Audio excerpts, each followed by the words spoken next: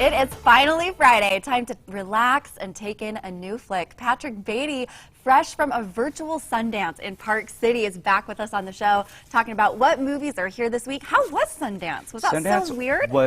It was weird, but it still had the same feeling of like loving films, going and watching them. But it was all from my home in my pajamas. It was a weird situation. Like that a little bit. It was cool. Don't leave the couch. Grab your own popcorn and enjoy. There's some films that were like, I love being alone, so I can cry during this, and no one can watch me. And then there's some that's like, this is so fun. I need a theater. I need people with me. I want to laugh with people. Yeah, yeah, for sure. But you reviewed so many films. Yes, a lot. So definitely check. We'll plug that later. Yeah, for sure. But exhausting, you said, in some ways. Yep. But I like that we're talking about some of the Sundance films that you actually saw.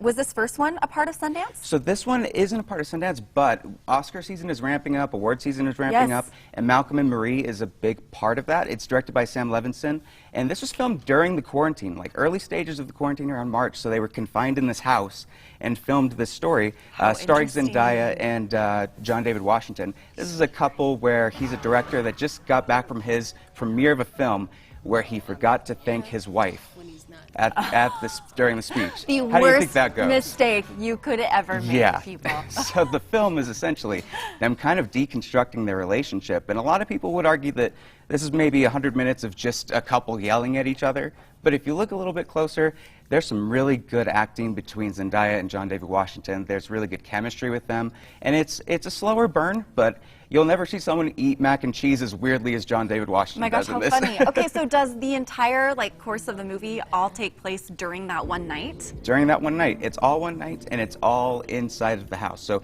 a lot of creative choices to be made, like going black and white with the film, for instance. That's and the a whole big thing's difference. in black and white. Whole thing's in black and white, and keeping it all contained in that one building.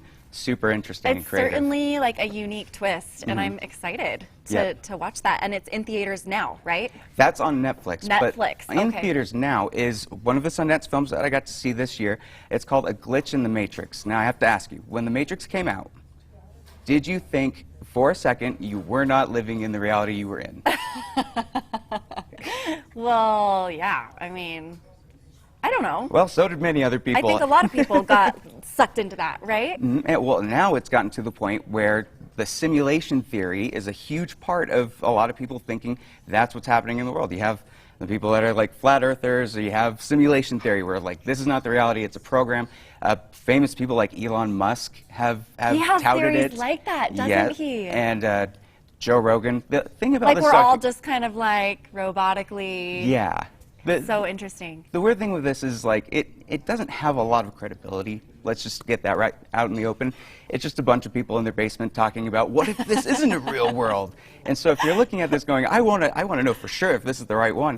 I don't know. It's a lot of people that are half explaining it, half. So the movie, is it a documentary, or is it more of like an actual plot?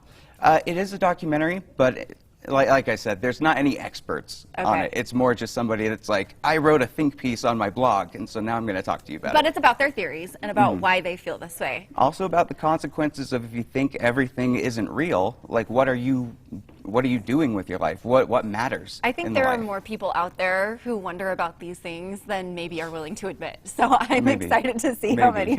Okay, the last one is Falling. Falling, Tell us about that. So this, funny enough, I watched last Sundance. That's what happens with the pandemic is 2021 and 2020, you're watching the same films for some reason. It's directed by Viggo Mortensen, starring Viggo Mortensen, Aragorn from Lord of the Rings. This is, he's a husband who has has an adopted child, and he's living a good life. His father re-enters the picture wanting to find a place to retire. He's starting to lose some memory. He's a very difficult person to get along with. And so the film is kind of how much can Viggo Mortensen's character take of this father just completely being unbearable. Like, you would not want to sit with him.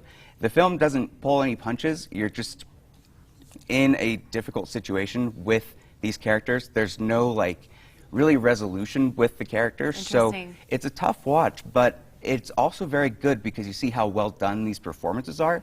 Like, if you're going to play somebody that's unlikable, this character, they did a great job of it, right? Do you walk away with a moral? Is there a moral to the story? Is there a theme? Is there, you know, do you get something out of it? If there's a moral to the story, it is kind of like standing your ground with somebody maybe you love, and like how long you're able to take them kind of bashing you, like who you are as a person, or other situations, and yeah, Ooh, that's where deep. the love comes from. That's deep. That's like a thinker film for sure that like gets you to reflect.